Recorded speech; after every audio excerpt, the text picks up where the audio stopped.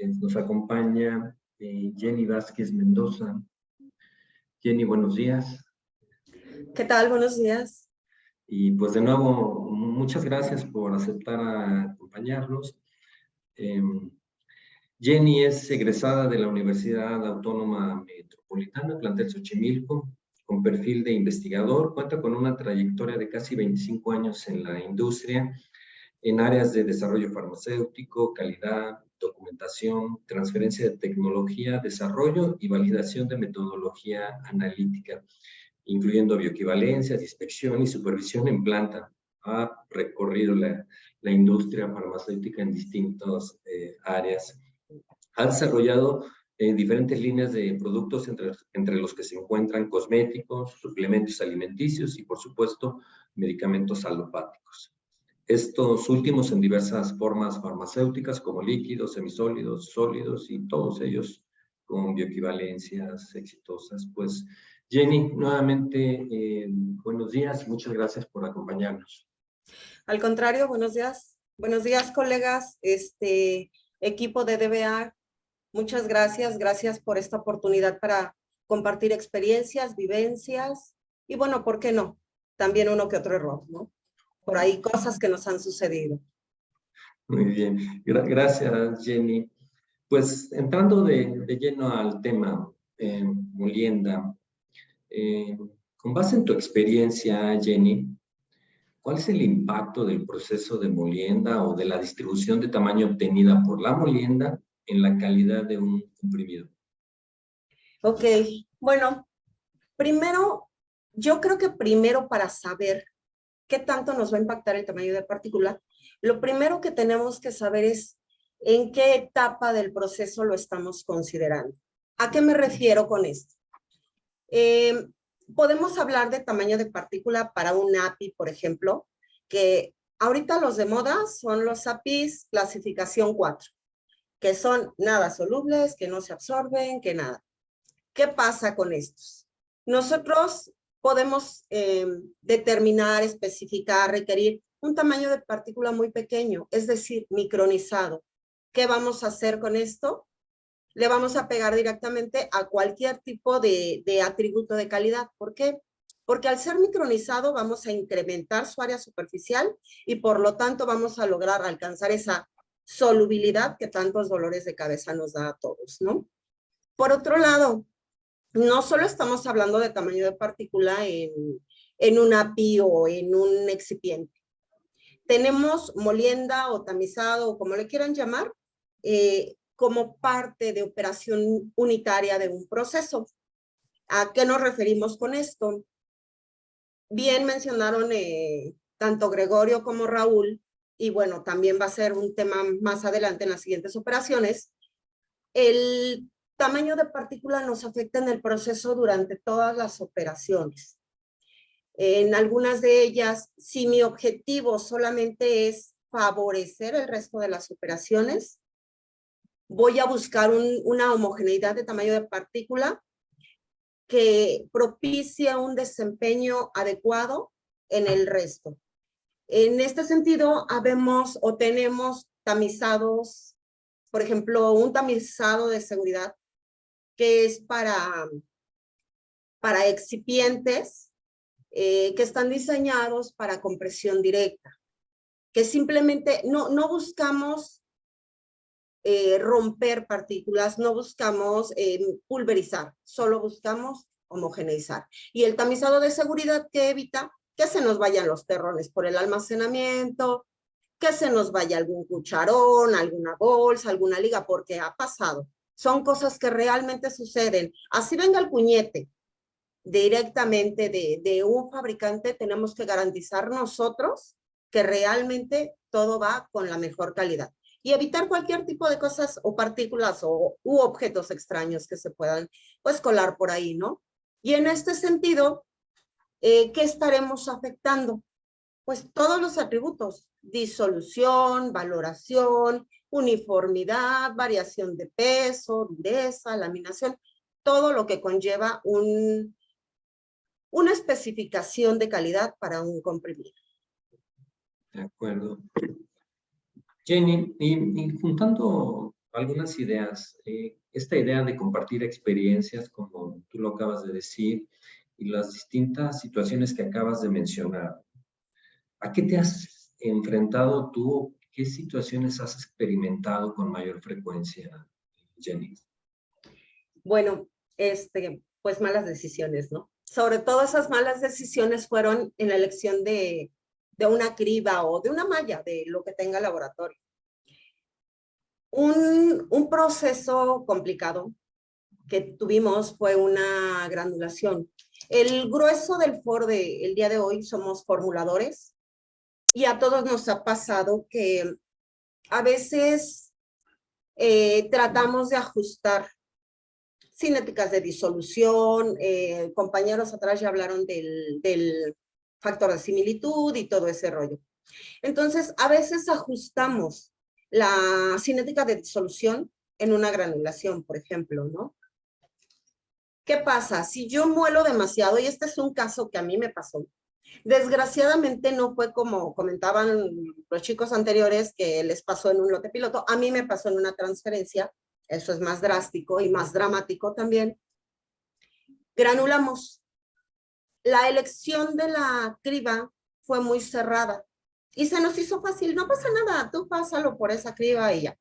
Primero, nos tardamos mucho. Segundo, al momento de procesar el producto, tuvimos varias complicaciones. Una, el polvo era muy, obviamente con el cribado cerrado formamos o propiciamos estática.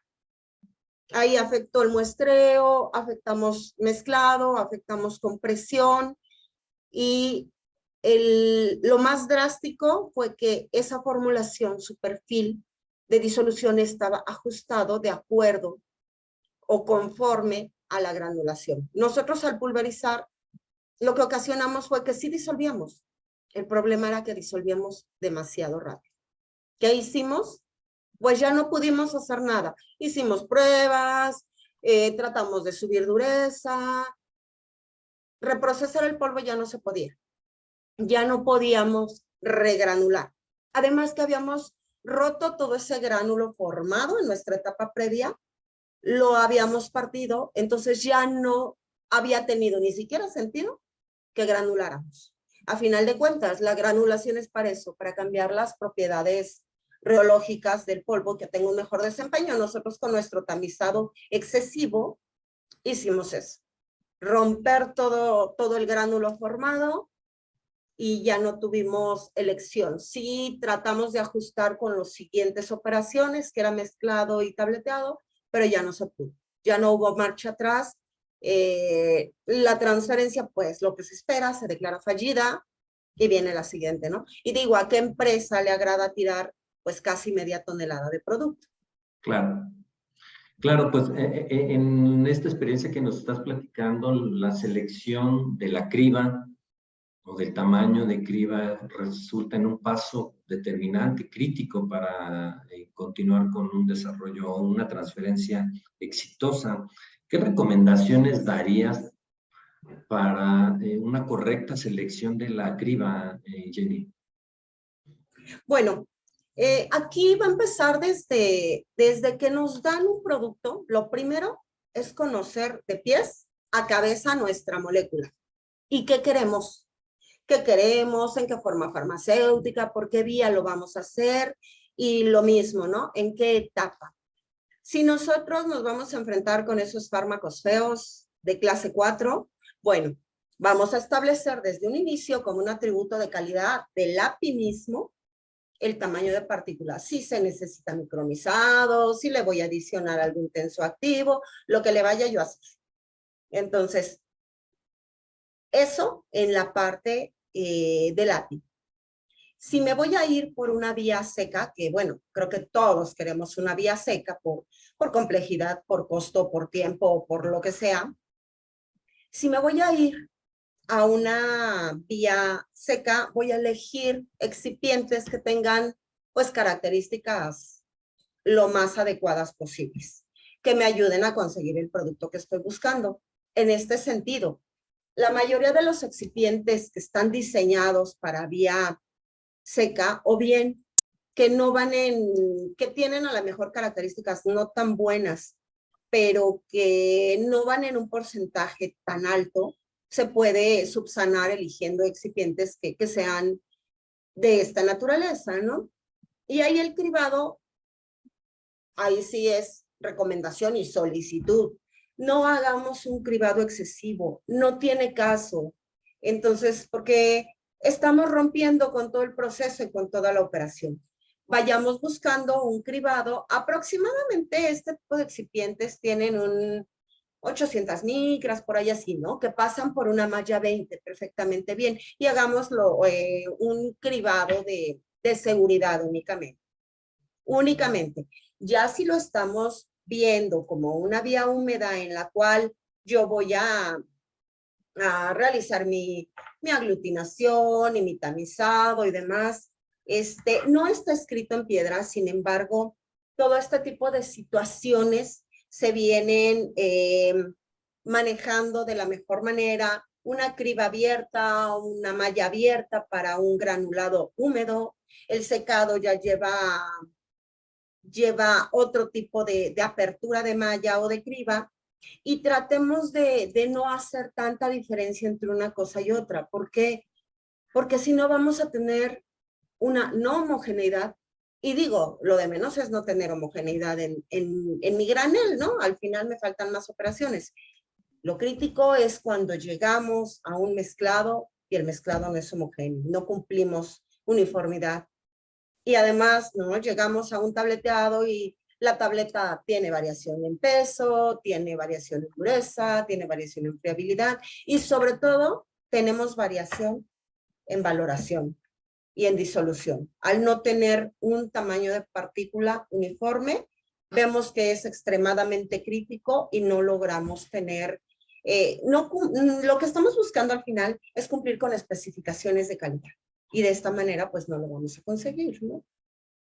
Entonces, sí es bien importante seleccionar desde un inicio, desde que voy a empezar mi desarrollo, el tamaño de cribas, el tamaño de mallas o lo que yo tenga para poder hacer mi desarrollo. De acuerdo, estás usando dos palabras, malla y criba, ¿es lo mismo, son distintos?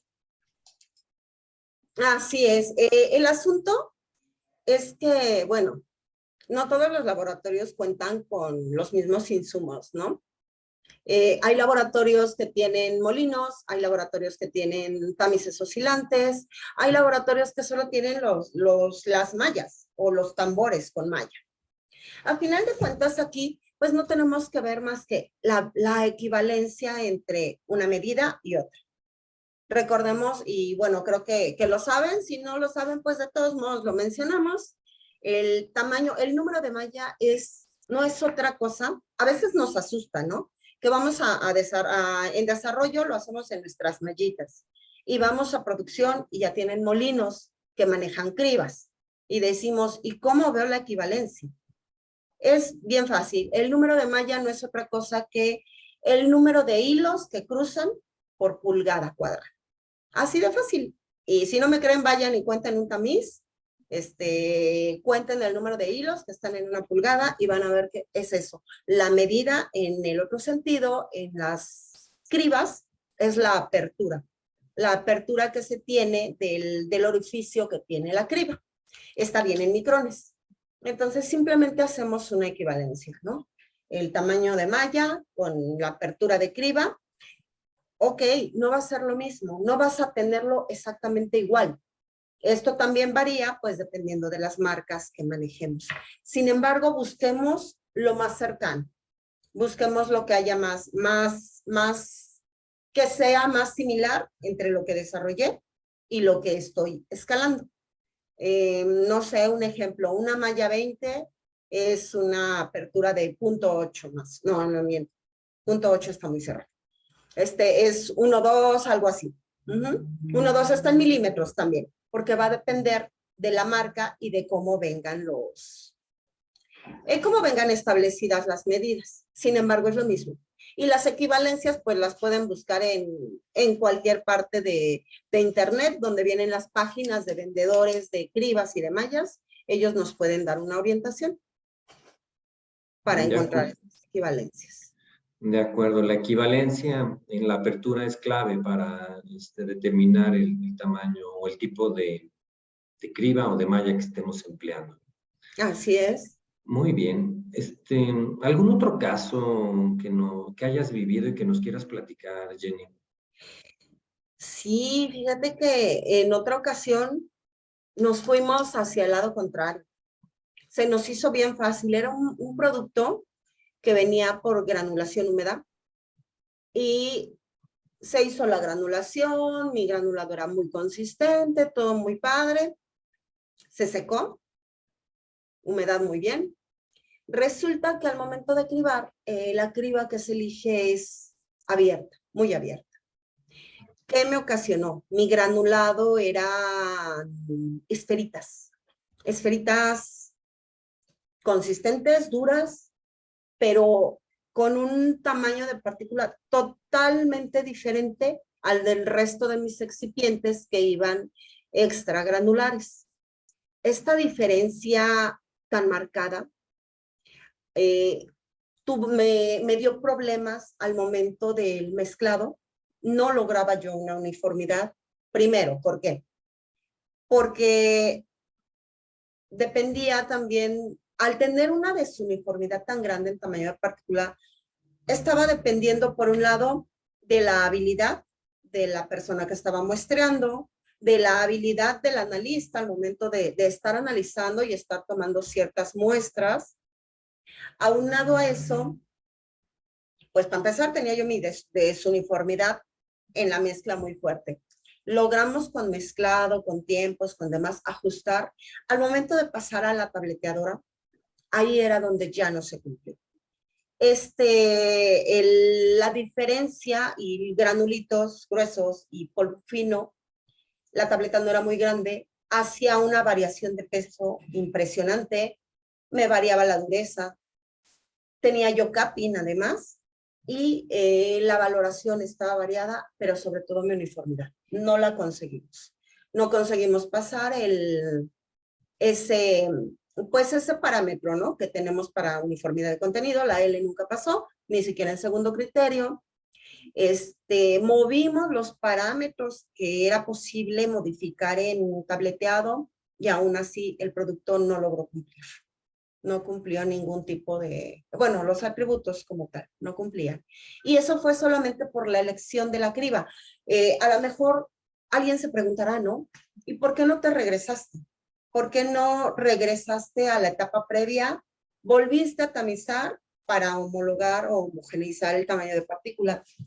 Resulta que nuestra mezcla pues ya estaba lubricada, ya pasaba tableteado, y aquí tenemos un punto bien importante que era un lubricante como el estearato de magnesio, el cual no te permite reprocesar. Cuando tú reprocesas, te da problemas de disolución, te da problemas de laminación, te da problemas de dureza. Lo intentamos, lo hicimos en bajas cantidades y al pasarlo a compresión ya no se logró comprimir y la disolución ya estaba totalmente afectada. Ya no pasábamos la... Si se intentó, hay casos como este, en los que por más que tú reproceses y por más que tú intentes, no vas a lograr sacar exitosa una transferencia, ¿no?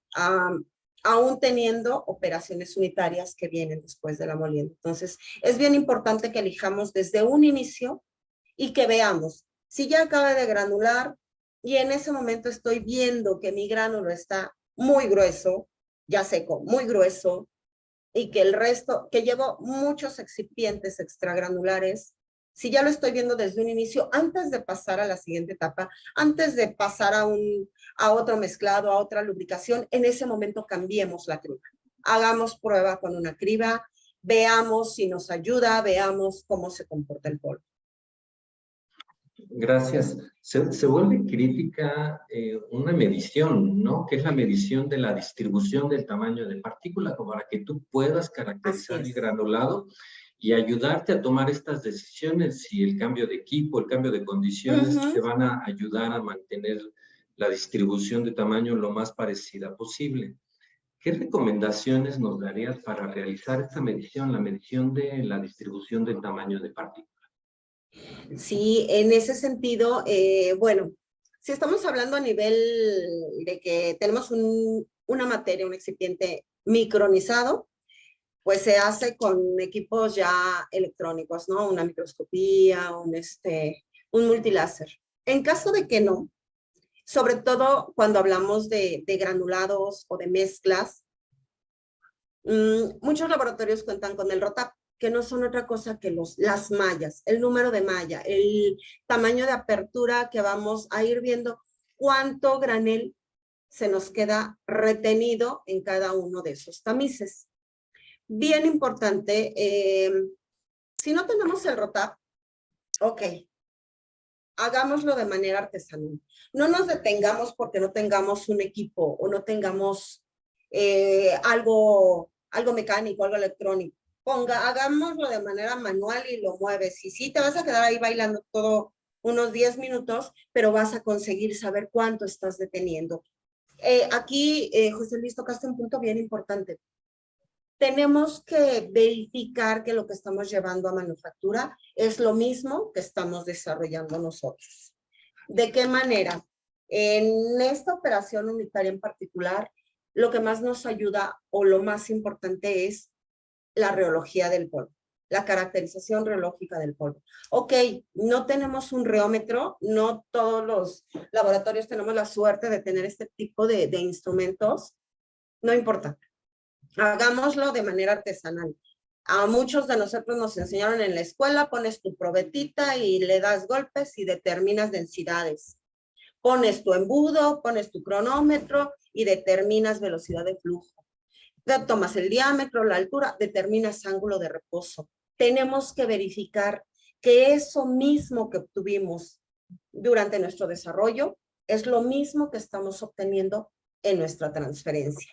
¿Cómo lo vamos a medir? Con lo que tengamos. No tenemos datos de algún equipo, ok, hagámoslo de manera artesanal. Nos va a dar de cualquier manera mucha luz.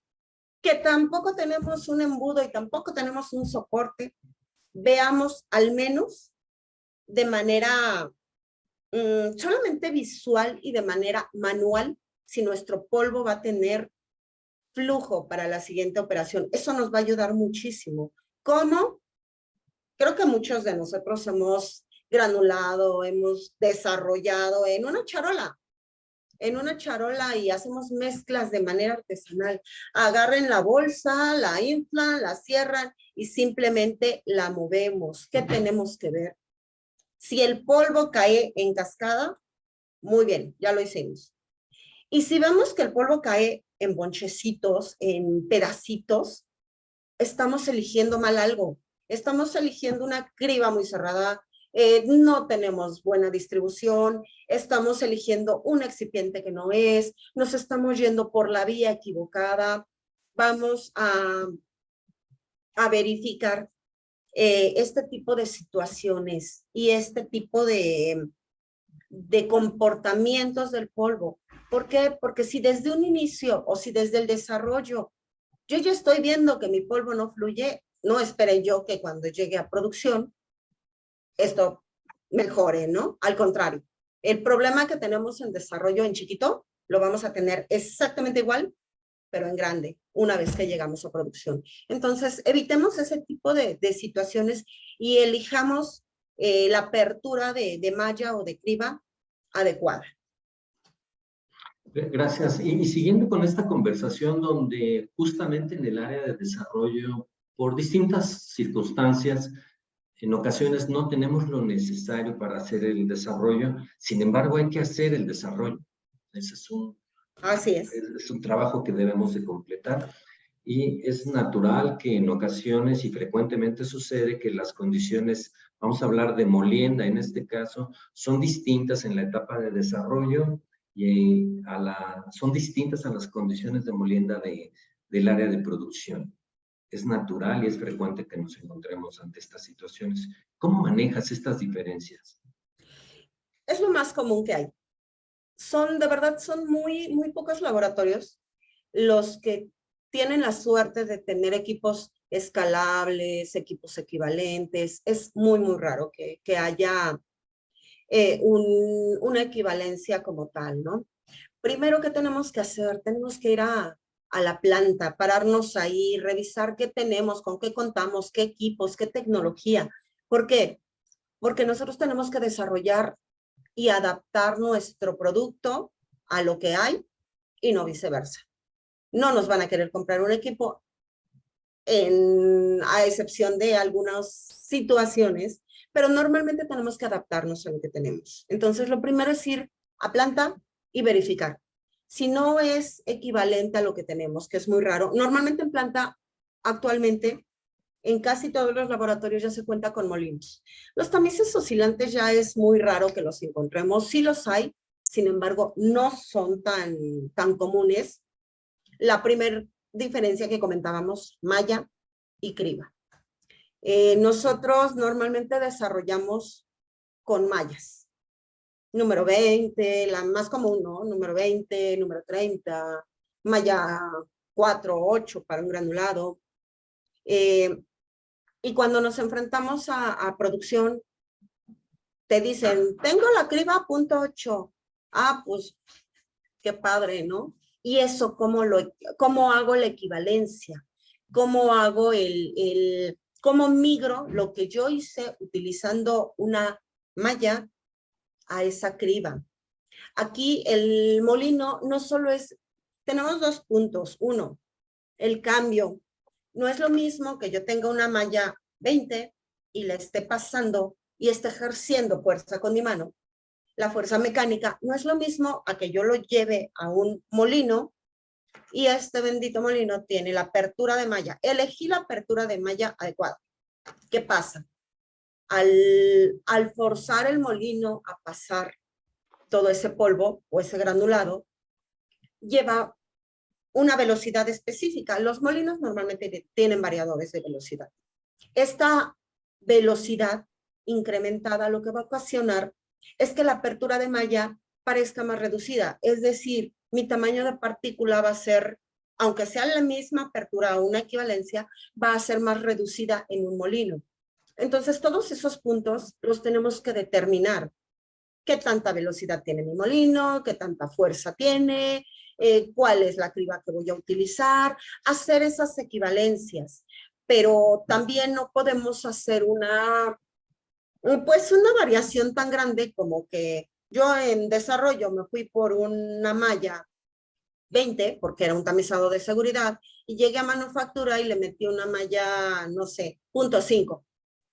Ese tipo de diferencias no las podemos hacer, porque seguramente, muy seguramente, lo que yo obtenga en manufactura no va a ser absolutamente nada parecido en ningún sentido a lo que yo desarrollé. En ningún sentido en qué, en mi mezclado, en mi tableteado y sobre todo en lo que estoy buscando, que son mis atributos críticos de calidad. Mi uniformidad, mi disolución, que es un punto crítico, mi valoración. No voy a tener, vaya, puedo fallar hasta en la capacidad del proceso, en dureza y peso, que es puntos muy críticos, ¿no? ¿Y solo por qué? Porque yo elegí una malla diferente. Si desde un inicio voy a desarrollar con una criba de 0.5 porque no hay de otra, desde un inicio todo lo que haga, lo hago con esa apertura. ¿Para qué? Pues para intentar asemejar las condiciones y que cuando yo llegue a manufactura ya no tenga sorpresas. Creo que a nosotros no nos importa tener sorpresas en el desarrollo. Donde sí ya nos jalamos los cabellos todos es cuando llegamos a un lote de media tonelada. Gracias, Jenny. Vamos a responder ahora a algunas preguntas. La primera dice lo siguiente. Con respecto al tamaño de partícula, por supuesto. Sí. Si tengo variación en dureza, pero no en peso, ¿a qué se puede deber?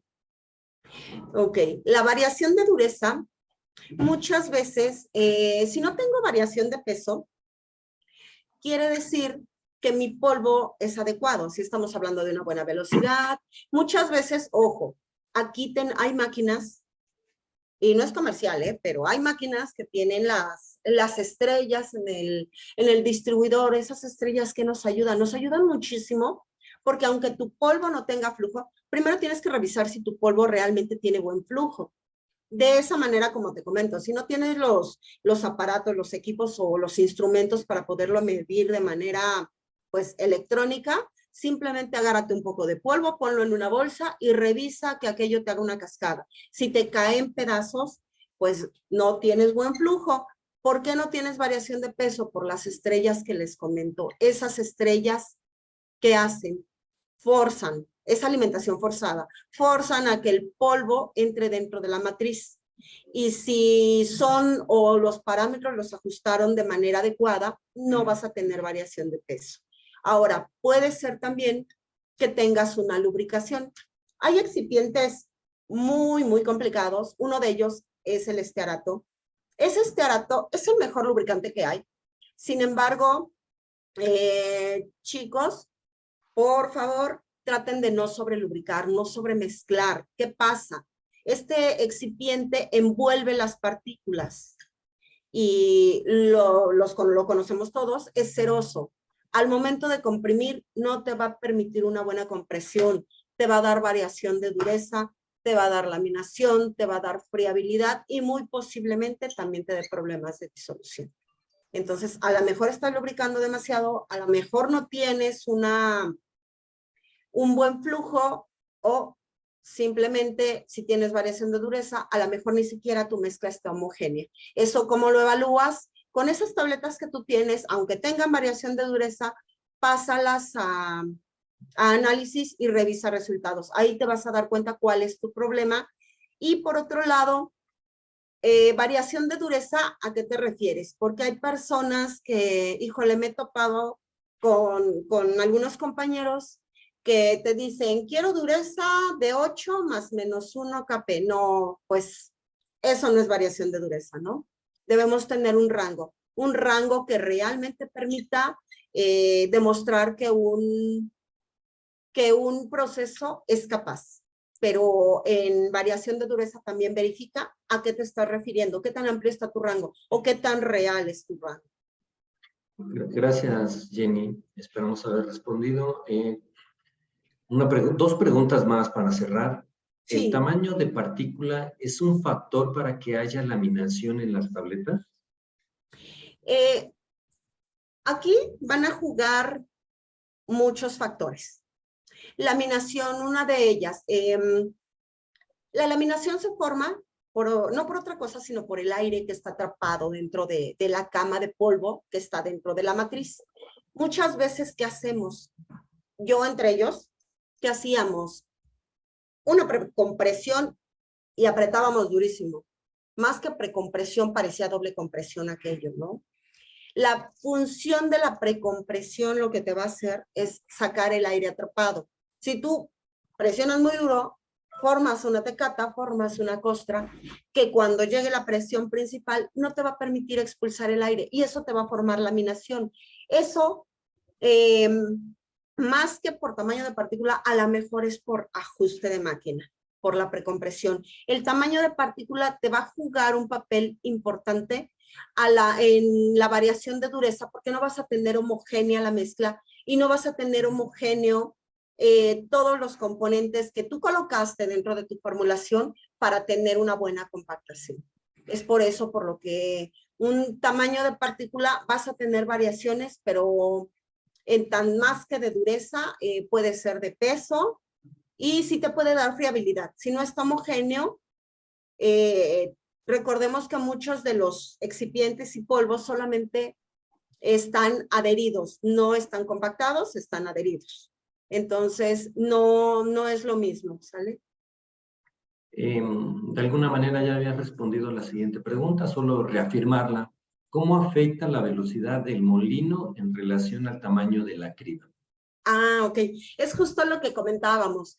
La fuerza que nosotros, como seres humanos, aplicamos sobre una malla es fuerza mecánica, pero no tenemos la misma fuerza que tiene un molino Un molino, al estar girando, creo que todos aquí conocemos un molino, la propela, el aspa o como le quieran llamar, va a girar a cierta velocidad. Mientras más incrementes esta velocidad, más fuerza va a aplicar el molino o va a forzar más a que el polvo pase. ¿Cuál va a ser la consecuencia o cómo le va a afectar? Mientras más velocidad haya, el tamaño de partícula va a ser aún menor. Y por otro lado, ojo, si nosotros forzamos demasiado o pulverizamos demasiado, el molino va a tender a formar o a fomentar la formación de estática. Esta estática también nos va a afectar en las subsecuentes operaciones unitarias. Aparte, ningún equipo es recomendable que se maneje al 100%. Claro. Pues Jenny, muchísimas gracias. Ha acabado el tiempo de esta sesión. Y cerramos con la misma pregunta. ¿Qué recomendación nos darías a los farmacéuticos que van iniciando su carrera en desarrollo? Sí, primero, todos aquí nos hemos equivocado, ¿no? Todos los que estamos en este foro y en esta industria nos hemos equivocado. Del mismo modo, les digo, equivóquense, pero en otras cosas, de una manera diferente. Si estas charlas son para compartirles experiencias, errores y cosas que hemos hecho para que ustedes ya no los hagan. Estando en piso es bien diferente la vida. Estando en piso, ustedes vean los problemas, tomen decisiones, verifiquen, vean, a tal persona le pasó y lo resolvió de esta manera. Pregunten, no pierdan esa hambre de conocimiento, esa hambre de aprendizaje y vayan completando toda esta cadena de experiencias para que todos nos vayamos nutriendo. Por otro lado, no estamos peleados con los libros. Por favor, si tienen alguna duda antes de tomar una decisión en un lote productivo, tomémosla en un lote de desarrollo. No es lo mismo echar a la basura 1 kilo que 1 tonelada. Entonces, si les queda alguna duda de ¿y cómo hago la equivalencia? ¿Y cómo sé si es lo mismo? Infórmense, pregunten. Habemos mucha gente que con gusto podemos compartir con ustedes un poquito de las vivencias que hemos tenido durante este camino. Muchísimas gracias, Jenny. Y pues de nuevo un agradecimiento por aceptar participar en esta sesión. Pues listo, sería todo por lo pronto. Y, al contrario. Gracias a todos. Claro, gracias. Les cedemos el micrófono a Efraín. Gracias.